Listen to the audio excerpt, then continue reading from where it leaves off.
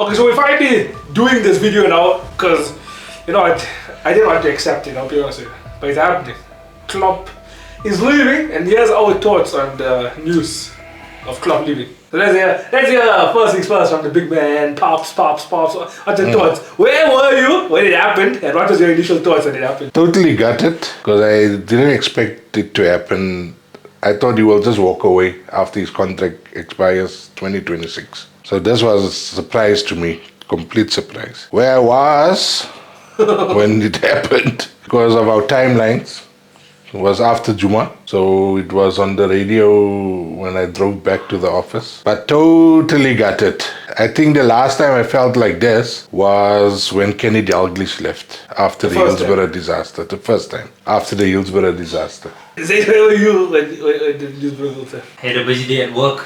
Yeah. So I heard the news a bit late. So I just came back from work and it was everywhere. Social medias were going crazy. Didn't want to believe it. I thought everyone's playing a joke on me. Yeah. Here's where I was there. So yeah, it was just when it was Friday prayer for us Muslims there. So I'm about to enter the mosque. My work colleague he said, I'm about to ruin your whole day. I want to ruin your whole life. So come to me there. He's like this, like he's cooking up something. Like, you know, Jurgen Klopp leaving, right? And turn the floor. Repeat that. All the Liverpool haters were ecstatic. Hey, they were all happy. You thought they were United fans were qualifying for Champions League the way they went on. They were celebrating. Then after they'll be like, no, you're not. But I do rate Klopp though. Now, all of them say that afterwards because they have to acknowledge what he did at Liverpool with the limited budget he had. Yeah. I think his net spend for his almost 9 years at the club, his net spend is still less than 100 million. And the thing is also, Klopp has won every competition he's played in except for one, but we're going to leave that one for his last goodbye. The Europa League, the mighty Europa League. Where the club was when Klopp first came and where we are now. I'm not talking now about football. I'm talking about the club in context of how the whole club operates. Yeah, we were in shambles because the feeling off the field wasn't good. The feeling on the field wasn't good. Like he said in his initial interview, he had to change our mindset from doubters to believers, which we are now fully putting our trust in Klopp. That he has done. That's why I say Klopp is like Bill Shankly. The way he took to the city, the way that people took to him. It was not just about getting results on the field. He was involved in the city. He was involved with the people. That's the thing, yeah. Jurgen Klopp, when he came to Liverpool, the task wasn't bringing them back to winning the Premier League. It wasn't bringing them back into Europe. It was like you said, it was uniting the fans, making sure that the fans remembered what this club is, you know, because it was for years where Liverpool were considered not a mid-table club, but like a club that you knew was never going to win the title. You know what I'm saying? We were really knocked off our perch, like, you know, like badly. And it looked like we were going to take forever to climb back up that mountain. But Klopp, from I think that 2-2 draw against West Brom, you could see already that this guy is not here to just win a trophy and like do his job. He's here to, you know, make a connection with the fans, and that's what he did. You can understand when he said that it's not just the coaching aspect of being Liverpool manager. It's the whole involvement within the club that has taken the toll on him, and that's why I feel he's running out of energy. After watching that whole interview, you could see that it wasn't him losing tactics, or it wasn't him, you know, feeling like he's outdated in the modern game or something. He said it that in order to be the coach of Liverpool and to be able to be the manager of this fan base, you have to give 100% every season. And he says he can't see him repeating that for another 2 years, 3 years. Yeah. Because you have to give your all if you want to be Liverpool manager. Because that's what it takes. If it wasn't for the criminal behavior of City and their bank unlimited funds they get from the Arabs, Klopp's task would have been much easier to win us many titles at Liverpool. So he had to work within the financial limitations that he's got with the club. That's why he says for him to compete with the likes of City, it was going beyond what the manager needs to do. It was trying to compete with City, knowing that City will go out there and buy the best of the best because they can afford it. Where he has to work within a certain market, try and buy players that he know he can improve. So it's the extra work on his shoulders to try and compete with City. What did you say then in the Klopp era? Let's give our all-time 11 in the Klopp era. Goalkeeper Alisson. Yeah. The back four as it is now, I will still say it's our best back four, even though people will argue Matip. No, Matip, yeah. Konate hasn't stood a chance. In the Klopp era. Yeah. He was here towards the end only. It's Matip and Van Dijk. Yeah. So the back four as it is now, except for Konate. Yeah. And then our midfield, it has to be Fabinho as a 6. Yeah, no other 6. No other 6 for us instead of except Fabinho. I'm putting James Milner there with Henderson. No. James Milner, what a servant under Klopp. I can't. Yeah, even though I love James. I respect Milner. I'm putting him. You can't put him ahead of Gini Wijnaldum. I think I'm gonna put Genie in. No. Gini has to be there with James Fabinho. Milner has done so much for us. There was a time where we all said we haven't replaced the Genie role. Yeah. He had his He had a very good role there. No, Gini, you can't put anyone there. I would maybe rotate between Milner and Henderson, but you can't put Milner and Henderson with Fabinho. I'm putting that. You have to have that workhorse of Van Aldum there. We're talking primes of each of these players. Yeah, that's why I say. No, but remember, Milner when he came to Liverpool was already 27. He wasn't in his prime when he came. Yeah, he was 27. I'm putting James Milner. His prime was at City. I love Milner. No, we all love Milner. He was an excellent servant to Liverpool, but you're talking now about an 11. 11 don't have space for sentiments and all that. You pick your best 11. Yeah. I'm taking Robertson out and putting Milner left back. No way. The front three has to be the original front three. No other. Yeah, the front three speaks for itself. It's just a pity that Coutinho left, but the perfect midfield for Liverpool would have been Coutinho, Van Aldum, and Fabinho. Had Coutinho listened to Klopp, I'm telling you that midfield with that front three.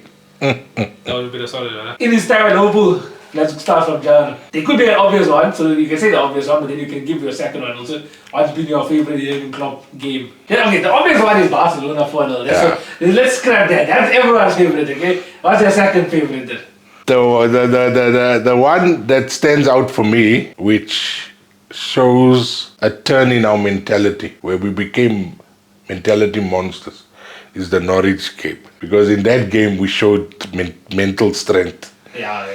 Because if you look at the way the scoreline went in that game, that for me is in the top 5 games of Klopp. There's others that were better than that. The Dortmund game stands out. I won't go for a game where, we showed blah blah blah.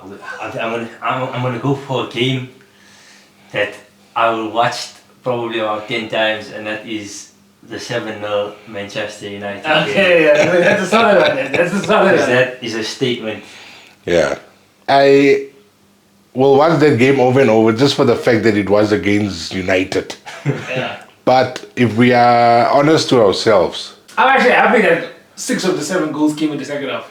Because for 45 minutes, you're getting a goal in less than 10 minutes. Yeah, I would say one of my games in the top 5 of Klopp is the Newcastle win this season away at St. James's Park. It's a good, in terms of the feeling it gave you. Yeah, but not just that, the discipline we showed that day. Yeah, the way we played with 10 men against Newcastle in that hostile environment. And it had to be down. We could have easily buckled that game. There, Klopp's influence with the players' mental strength came through. That was the Klopp style. So that one for me is easily in the top 3. For me, okay, this isn't my answer, right? But I would also, just an honorable mention, one of the standout Klopp performances would be when we ended the Centurions invincible run, where we won them 4-3, because that showed the rest of the league, like, yeah, you all don't want to compete, and City will be the ones to step up. But now, my actual answer, if you're talking about a game where we dominated, like dominated from start to finish, yeah, I would say the last 4-0 when we won the league. that game, imagine, just come after playing from Qatar, you thinking, shit, yeah, this was the mind of Cadillac, whatever. But then, to go away at Leicester, which Leicester that season was like Newcastle from last season, like they were the team outside of the big six that was competing with everyone else, like, you know what I'm saying?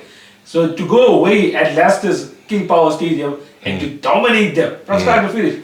Trent also had the best game, or one of the best games of his career that day. So, I mean, that game stands out for the energy they showed. But that showed mentality. my favorite club game is the 5-0 at Old Trafford. Yeah, that was also good. That one, we played United off the park in their own backyard, made them look like fools. That was total dominance from Liverpool at Old Trafford. Mo Salah becoming only the second player in the history of football to score a hat-trick there, and the first ever Premier League player to score a hat-trick at Old Trafford. But that for me is Klopp's best game, because that day we showed United who's boss. Because that day United was given the official title of Liverpool's little brother. And you know what's funny? That same season when they came to Anfield, similar. We dominated them and we won 4-0 at Anfield. So like, there's so many good Klopp games. Yeah. What a man. What a man. If I just talk comebacks also, I mean, we can name even the Tottenham game from last season when we won them 4-3. Yeah. We were winning 3-0, somehow we bottled it 3-3. Only for Jota to score right at the end 4-3. Klopp, I mean, fair enough, he was there for over 8 years there, so they have to be a good, but his catalogue of games is still insane. It's too much. I mean, chucking the ball was 9-0 there. You know. Yeah. I know, bro. Yeah. Now that's why I say, under Klopp we played very good football. Those were some of our best games. Anything else? Any last one or two more games? I want to chuck it there. No other games? There's too many, maybe. There's too many. Aston Villa when we won the league also, that comeback. Sadio Mane assisting Robinson and scoring the last minute winner. Divock Origi, let's name the Newcastle one. Let's name the Everton one where he goes off the crossbar. There's so many games at the club, so many memories, honestly. But now moving over to the start of with Zaid. Who has been Klopp's best / most important signing? That's a tough one. I'm going to say Alisson Becker. Yeah. I'm going to say for team in goal, you had a backbone, someone you knew, even if the defense is beaten, a one-on-one, you don't know if it's... The odds are in his favour actually. The odds are in Alisson's favour. To make that save. We went through Mignolet. Who was the ginger man after Mignolet? I haven't forgot his name. Bogdan. Man couldn't, and then we went through Karius also. I put Alisson in that Champions League final against Real Madrid. Who knows? Yeah, no, Salah would have been a Ballon d'Or winner. I'm not going to say the obvious one, because a lot of people will say Salah because of the goals he scored. That's actually not the obvious one, Yeah. I would say maybe Van Dijk. No, for me Van Dijk is the best signing he's made. Yeah, As much as Zaid says Alisson is important in goal, a goalkeeper can come out into his element only if he's feeling the defense in front of him is solid, because then he plays with more calm. So since Van Dijk came into that defense, and the reason why I say Van Dijk, because as soon as Van Dijk got into that team, you could see already Liverpool's defensive game changed. Yeah. We became solid, even with the carriers in goal. We were still dominant. Didn't concede too many goals. That's why I say I won't say the obvious one with Salah, because even it's not the obvious one. Van Dijk's the obvious one. No, but Salah. No, what I'm saying is a lot of people will say the obvious one is Salah because of the goals he scores. Yeah. But the goals was always there when Mane was there, when Firmino was there, and Coutinho was there. Yeah. So I won't say Salah was the obvious signing or the best signing, because now he's scoring a lot of goals. So for me, the key signing was Van Dijk. I will also stick with Van Dijk, because you know why? Because look who over the odds, like he's been there for also about like 7 years, 6 years. Over that time, you put anyone next to him, he elevates him. Matip, Gomez, Konate. No, that's why I say, So as soon as he got into that team, our whole defensive play was improving. Yeah. And the thing is with Salah, there's like you always thought he can still score more. Because like he got all these records and everything. How many games this guy must have? And let me Lots of let me people add to my signing there. Alisson scoring a goal. yeah. And that also to one of the iconic Jurgen Klopp games. To secure us Champions League football. Yeah, that is a signing. That's a signing. Honorable mentions: Roberto Firmino, obviously becoming a very vital part to the Jurgen Klopp system. The most successful part of his time was Firmino, really. One of the main jigsaw pieces there. Yeah, and he played him in a new role for himself also because he used to play as a attacking midfielder. Yeah, as a 10. Yeah, so Klopp develop. You got to talk about development. Yeah, that's a perfect prime example of a coach developing a player to be not just good but world class. But I would also say now, Klopp in itself developed as a coach, and this season he's showing his ability as a coach that can change systems within a game. Yeah. It took him a while, but he got it. This is the first season really where you can see whatever substitution he makes has an immediate impact on the game. Yeah. Before he used to stick with the same system and hope changes of the bench on that same system will change the games. But now he's changing patterns within the game with those substitutions. Yeah, which is just annoying because it's like he set up this team down there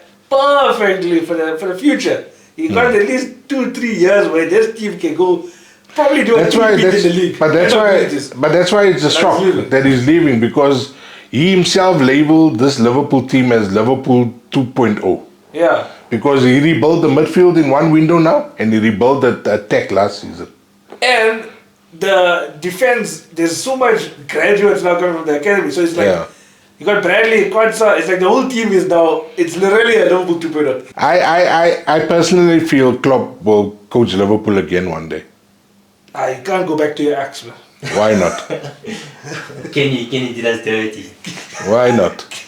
I think the reason Klopp is leaving is because he wants to also... Okay, the thing is that you won't come back if you win the quadruple. If you win the quadruple, don't tarnish your legacy. You've done it all. Don't come back. But if we win... Even if he wins the Premier League, if he wins the Premier League, don't come back. But if he doesn't win the Premier League, maybe he can come back. No, he'll come back one day still. I mark my words. I want to believe you. He will come back. Because the thing is that when he does come back, let's say, I think he'll take at least minimum 2 years break. No, he said a year. I feel after his sabbatical, he's going to take charge of the German national team first. Yeah, at least one World Cup, yeah. And then after he's done with his national stunt, he'll come back into club football. What if Xabi Alonso already won a Premier League title first? There's no way he'll be replaced. Klopp will be the manager of Liverpool, I do believe you, but in a charity game. Liverpool legends versus Barca legends. At least Klopp said he won't coach any club in England. And I believe him. I've never been more assured by words ever in my life. Moving over to the last section of this video now. Klopp obviously is leaving. He said it. He's done. He's done. Now who's the replacement going to be? Who are your candidates? And this is now solely based on football philosophy. And we can't go backwards. So unfortunately, as much as I love the guy, Steven Gerrard's not the guy for us. That's never an option. Gerrard plays Roy Hodgson type football. Old traditional English football. I'm sorry, I can't have any English person coach this Liverpool team. So I won't go with Gerrard. And the only coach at the moment that can play like Klopp, I've got a 3 short man list. But my first choice is Xabi Alonso, because he plays exactly the Klopp style. I'll be honest with you, I would like to see Leverkusen play Bayern Munich or someone that's a strong team, to see how they can deal with that pressure. I missed that game. I didn't see that game, so I would like to see that game. But maybe we'll meet them in the Europa League final. That will be a good audition for the club role. But my second player, and this is solely because of the Gengen press, the way they play it, and I actually feel they played better than us, is Brighton. Deserving. Yeah, so he will be my other option, because the way Brighton come out with the ball, I haven't seen, they even do it better than City. Only thing for me is that I don't believe in a mid-table Premier League coach coaching a big. No, but you're missing the point. They don't have the tools. That's what Yeah, you're missing the They need point. some backing though. Like, No, wait. I'll take Unai Emery. No. No. How you don't like Unai Emery? You see, the thing is, He also passes from the back. Liverpool, Klopp, you're not gonna get another personality like him. Yeah, Yeah, don't try and swap him with apples for apples. You're not gonna get You're it. never gonna get another personality that takes. There isn't another one in football. Klopp in Liverpool was a match made in heaven. He's the best personality coach, I think, in the world. I think the pressure of just being Liverpool manager in itself will break Unai Emery. Because Emery has still got that. He doesn't give. I mean, he showed us what he thought of Caseta when he left. The only issue with Xabi Alonso. There's a release clause though for Xabi Alonso. Yeah. So we can get him if we want to. 3 clubs. Yeah, but the thing is this: him being Spanish, the Real Madrid's got a vacancy also end of the season. Ancelotti is leaving. Going for Brazil job, yeah. So Madrid will also try and trigger that release clause for Xabi Alonso. You see, with managers these days, you need to look at someone who's going to be there long term. When you look at Klopp now, you could see an 8 year or whatever, because that's the time frame he spends at clubs. Yeah, 7 years. So the only coach I see spending long term is Xabi Alonso.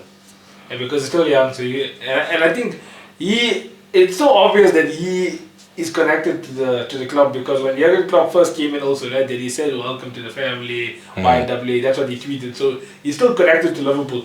But in 2018, he was saying that coaching Liverpool is a dream job, but he needs to have more experience, whatever, Prove it, yeah. to prove himself. Yeah.